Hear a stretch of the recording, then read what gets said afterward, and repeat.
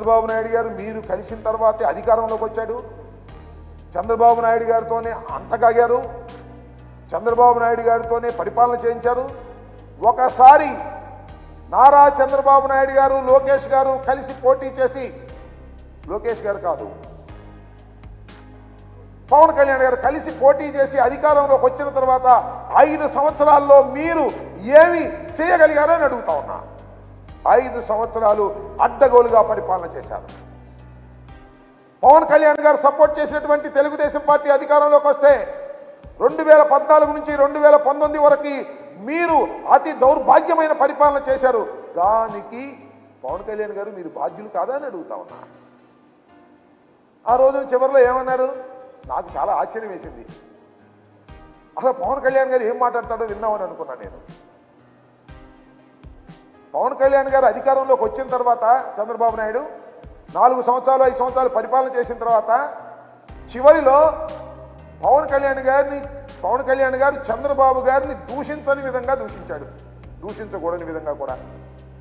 చివరికి లోకేష్ బాబును కూడా డైరెక్ట్గా విమర్శించాడు. ఏమని, నా తల్లిని దూషించావు నువ్వు, నీ సంగతి తేలుస్తాను, మర్చిపోను అన్నావు. నువ్వు మర్చిపోయావు. అప్పుడు ఇంకో మాట ఏమన్నాడు, పంచాయతీ ఎన్నికల్లో పోటీ చేసి గెలవనటువంటి లోకేష్ పంచాయతీరాజ్ మంత్రి అయ్యాడు, ఏమిటి కర్మ అన్నాడు.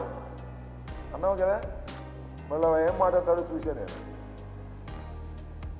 ఆయన చేసింది పాదయాత్ర జగన్మోహన్ రెడ్డి గారి పాదయాత్ర లాంటిది కాదంట, ముద్దులు పెట్టుకునే పాదయాత్ర కాదంట. జగన్మోహన్ రెడ్డి గారు వస్తే ముసలి వారిని ఆప్యాయంగా పలకరించి గుండెలకు హత్తుకొని ఆయన ముద్దు పెడితే దాన్ని అపహాస్యం చేసే విధంగా మాట్లాడారు మీరు. పాదయాత్ర తర్వాత జగన్మోహన్ రెడ్డి గారు ఈ రాష్ట్రంలో ముఖ్యమంత్రి అయ్యారు. ఆ పాదయాత్రకి ఈ పాదయాత్రకి పోలిక ఎక్కడుందని నేను అడుగుతా ఉన్నా. అది గొప్ప పాదయాత్ర అని పోల్చేటటువంటి ప్రయత్నం పవన్ కళ్యాణ్ గారు చేశారు. పాపం, దురదృష్టం. నేను ఇంకో మాట కూడా చెప్తున్నా. పవన్ కళ్యాణ్ గారు ఏమన్నారంటే, పొత్తు, నేను ఆల్రెడీ బీజేపీతో పొత్తులో ఉన్నాను, గుర్తుందనమాట, సంతోషం. ఆల్రెడీ పొత్తులో ఉన్నాను, నేను తెలుగుదేశంతో పొత్తులోకి వెళ్ళాను, మా ఇద్దరి పొత్తుని ఆశీర్వదించమని మేము అమిత్ షా గారిని అడిగాము అన్నారు. ఏమి లాజిక్ అయ్యేది నాకు అర్థం కాల. ఏమి అన్యాయం అయ్యా నాకు ఇది అర్థం కాల. ఏమి నైతికత అయ్యా పవన్ కళ్యాణ్ గారు నాకు అర్థం కాల. అర్థమైతే మీరైనా చెప్పండి.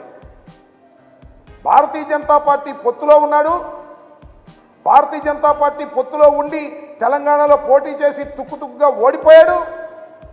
ఇవాళ ఏమంటా అంటే, నేను తెలుగుదేశంలో పొత్తులో పెట్టుకున్నాను, మీరు ఆశీర్వదించమంటున్నాడు. అంటే అసలు పొత్తులో ఉన్నావా లేదా? నీకు అలవాటే లేదు. రాజకీయంగా ఒకరితో పొత్తులో ఉండి మరొకరితో రహస్యంగా సంసారం చేయడం నీకు రాజకీయంగా కాకపోయినా నీకు నిత్య జీవితంలో నీకు అలవాటే. అదే పద్ధతుల్లో ఇవాళ ఇక్కడ బంధం కొట్టుకోకుండా అక్కడికి వెళ్ళి వాళ్ళతో బంధం పెట్టుకొని ఈ బంధం వారిని ఆశీర్వదించమని అడిగేటటువంటి దిగజారుడు రాజకీయాలు చేస్తున్నటువంటి వ్యక్తి ఇవాళ పవన్ కళ్యాణ్ గారని ఈ సందర్భంగా నేను మనవి చేస్తున్నా.